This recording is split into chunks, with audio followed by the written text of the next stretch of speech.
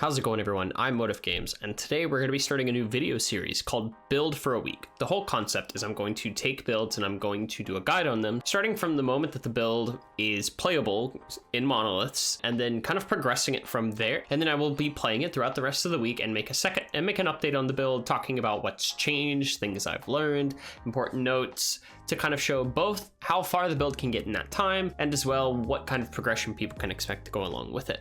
So today we're going to be doing the Bleed Falconer build that I showed off a week ago. If you haven't seen that video, I highly recommend going back and watching it, because I'm not going to be explaining everything in here as I was in that one. This is mostly going to be covering updates and changes. But if you want to just see what I'm doing now, copy that and try to make the build work, there should be enough information in this guide for you for that. So over the course of the week, this is the build I've been playing almost exclusively on Last Epoch and having a lot of fun with it. We have managed to push all the way up to 400 corruption, which isn't that high, but I think that this build, even with my current gear, has the potential to push 500 plus. We're still one-shotting everything. Bosses are no problem. We shred them pretty quickly. Normally, I would say we get like 3 to 4 DPS cycles, which our cycle is short, until they die. So there's definitely room to just keep playing with this if you wanted to. I think it's great for farming. You go through the maps quickly. The only issue with the build is it's a little frail.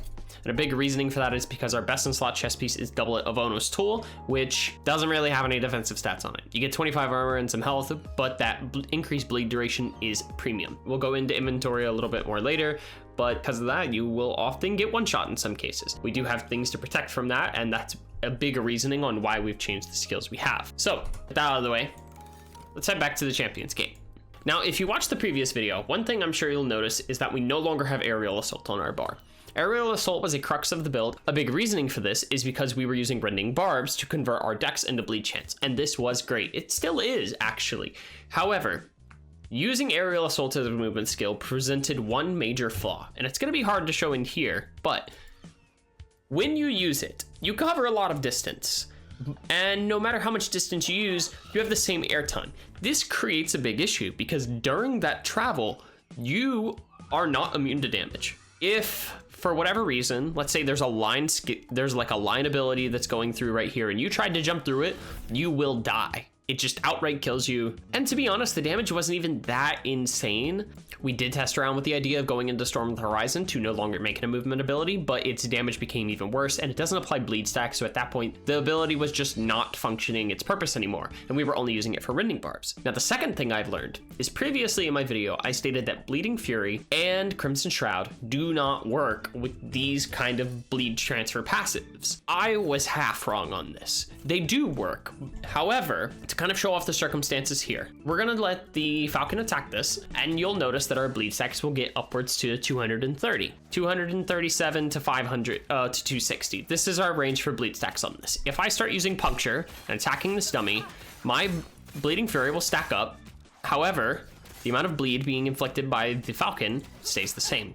This is because the way the Falcon works is it snapshots your current bleed chance at a point in time and carries that over to the Falcon. And to update that, you need to perform one of two actions. The first one that we discovered was simply resummoning the Falcon. So if I were to remove the Falcon, fill out my Bleeding Fury stacks, and then summon it back during this period, now when the Falcon starts attacking the dummy, since I had higher bleed at the point that it was summoned and the point that it snapshotted it, you'll notice our bleed stacks are much higher and our damage is much higher. For a while, it seemed like this was the only way that I could get it to snapshot. And this is unfeasible during combat, right? If you're fighting a boss, there's no way that you're going to be able to get your stacks up to 6, go into the boss and fight it.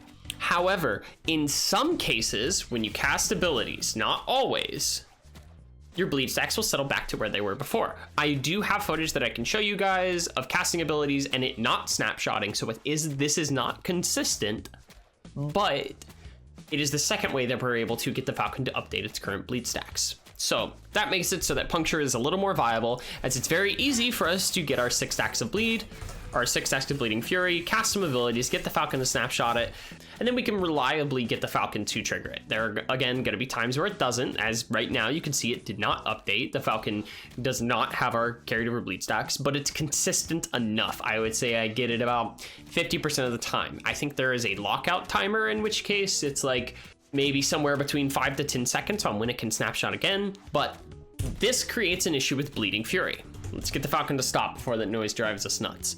If you were to put 5 points into Crimson Skies and the Falcon were to be the only thing providing you your Crimson Shroud, you will consistently stay around 1 to 2 stacks, very rarely ever going to 3. This means that if you wanted to use Crimson Skies, you would have to time it so that when you have 3 stacks of Crimson Shroud, you then get a snapshot with the Falcon so that it copies over the bleed chance, and then you will not be able to cast abilities again after a few seconds, because if you do and you're only at 0 stacks or 1 stack, you take a huge chunk in DPS reduction.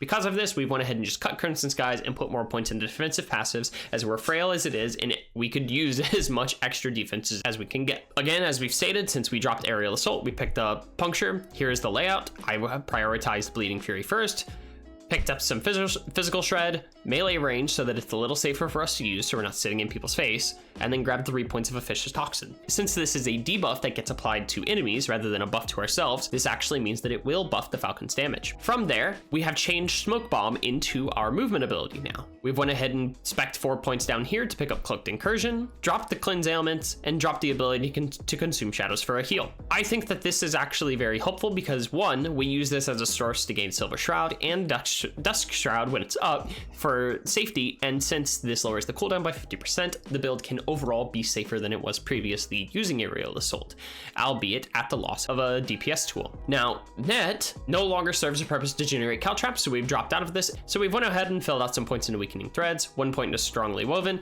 and then 1 point into Tangle Wire. This way, it's just got a little bit more help against these enemies, slowing them down and making them deal a little less damage against us. Everything else is basically the same.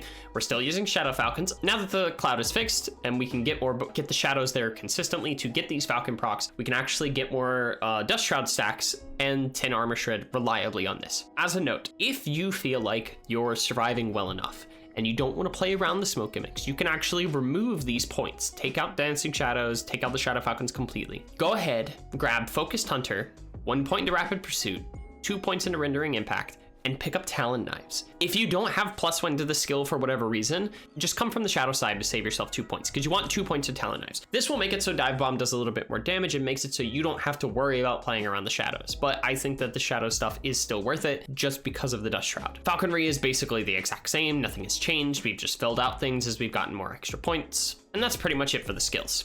Let's talk about items now. So for items, like we said, Double Devono's tool is best in slot chest piece. I wish I had realized this sooner, because I think I would have been wearing this from the beginning if it had dawned on me that this had such a high amount of increased bleed duration for these minions. We've managed to pick up a Valdir's Chalice with LP. We low rolled health on it, but health is still nice. And Blood Roost. I want to make a special mention to Blood Roost because I actually do have a 1 LP Blood Roost.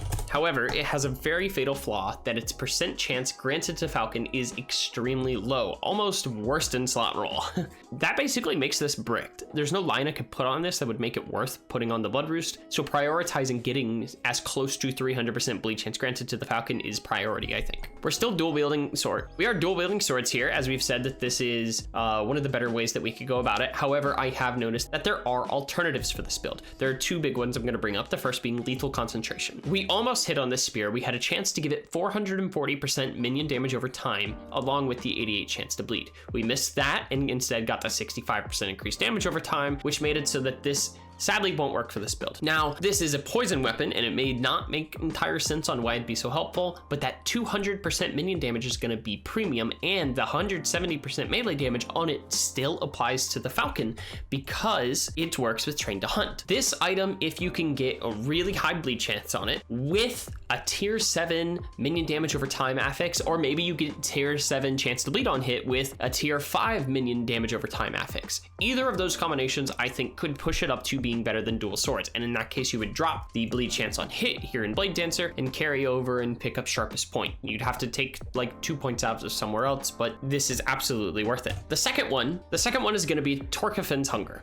This is a 2-hand claymore that has a very high amount of bleed on hit as well as some health. Every other line on here isn't going to be that helpful for us. The penetration does not work with the bleed. However, if you can get the 150% bleed on hit and 300 health, I think that these stats are worth it, and then then from there you would just need a 2 LP. This tier 7 chance to bleed on hit is not enough to make it worth it over these, but if you were to be able to get tier 7 chance to bleed on hit with perhaps a tier 5 physical pin line, such as what this sword has at tier 7, I think that would push it over the edge to allow us to go into this 2-hand weapon. What I'm trying to say is, this build can be very flexible. You have a bunch of helpful lines and suffixes, being increased damage over time for minions, chance to bleed on hit, physical pin, so suffixes actually end up being more important than prefixes on this. The only important prefix that I've been able to find is increased melee damage, as again, the line in Falconry. For boots, Blood of the Exile actually ends up being a very interesting piece. For the most part, these lines do not affect the Falcon. Increased bleed duration, since it's only you, worthless, dex is nice, but everything else is just meh, and it offers very little in terms of resistances. However, the physical ailment damage moving to enemies is actually multiplicative, so this is just a flat 33% up to 40% damage buff to anything that you're doing as long as the enemy is moving. Some bosses don't really move all that often, so it's kind of a case-by-case scenario. I think if you're mapping, this could be really good because it could allow you to put some bleed on enemies and just have them take all the damage while trailing you around. However, against some bosses, like the one at Reign of Dragons, it's kind of a wash. The boss barely ever moves and it's standing still half of the time. You could say the exact same for things like Lagan. Because of that, I often opt out to just wearing the Haoborian boots. For belt, you could use Thornslinger, but the defense is already so high that I'm trying to just wear as many defensive pieces as I can. Overall, I feel like not too much of the build has changed. The theory behind the build was very strong, and all we're looking to do is just fill out things with LP and get better pieces as possible. For passives, the only thing that's changed is we dropped Scarlet Stream. This does not work on the build as it is just melee bleed chance. The rest is filled out very similarly to how we had it before. I think you could very similarly pull and mess around with some of these ratios, move some of these offensive ones like Peltist into more defensive things. I'm pretty happy with how it's standing at the moment, so I'm not gonna mess too much with it. Overall, I still think this is a very fun build and I've had a great time with it. I think if you wanted to invest time into Bleed Falconer, once you can pick up a good Blood Roost, you could pretty much just go ahead and start playing this immediately. The Blood Roost, even at 150%, was helping me clear just fine, and 300% is the stretch goal. Now, since we're gonna wrap up, we're gonna go ahead and play some footage, being tier 4 Julra runs, and then some monoliths, as well as some high-end 400 Corruption Shade of Orobysses. But I'm gonna go ahead and wrap it up from here after that. If you liked the video, make sure to leave a like and a comment down below, and then subscribe to the channel where we'll be doing more of these videos along the way. I'm actually gonna be doing a poll regarding what the next build should be that my subscribers can vote on, and I have some pretty interesting options in there, I think. Look forward to seeing y'all later. Peace.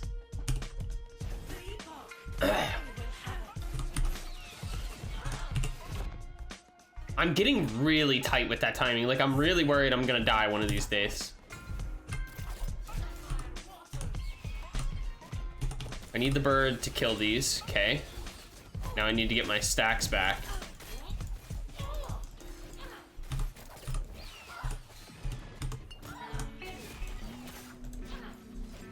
I can't hit her. Let's just leave. And we're gonna come back. Okay, we're fine so far. We can do that, and then that's death. This is so much better. If not for mapping, it is in. Oh my god, we got a fire starter torch! Thank fucking god. Okay. I really want to find an exalted chess piece with the line I want on it.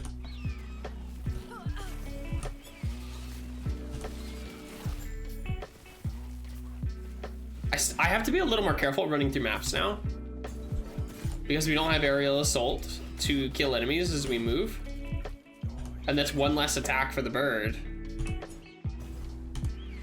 So I will have to pace myself a little bit.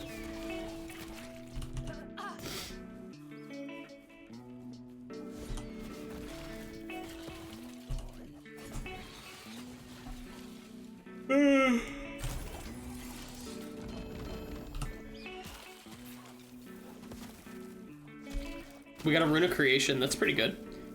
What do you think the series will allow? What do you think the audience will take away from the experience? I am basically doing a test run with it with this, but just not under name. So the first thing is going to be The series will probably start not this week, but next week. Because I am still, like, I have a different video that I'm posting first, which is going to be the breakdown of ailments, because basically every single build that I've ever played is an ailment build. And I'm like, ah, fuck it, let's just do a video just really talking about this concept for people who actually want to learn, because now I know quite a bit about how to make ailments work now. It's hard for me to answer that while I'm trying to fucking get through this map and not die. Okay. All right. Once this is done, we start Temporal Sanctum runs. And we just gotta hope that we get a good drop out of this.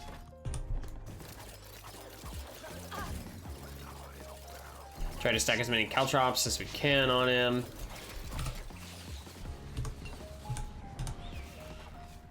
Good start.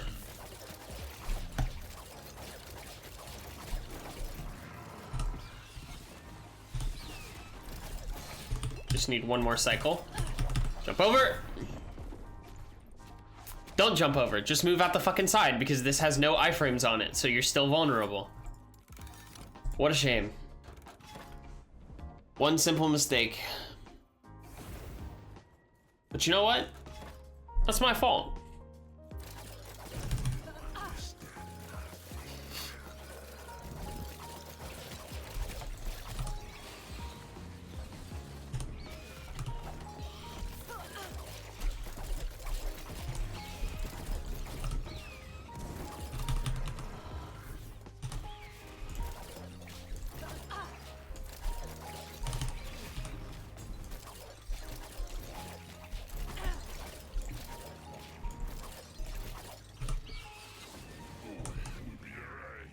Okay, now we just need another proc, and we're done.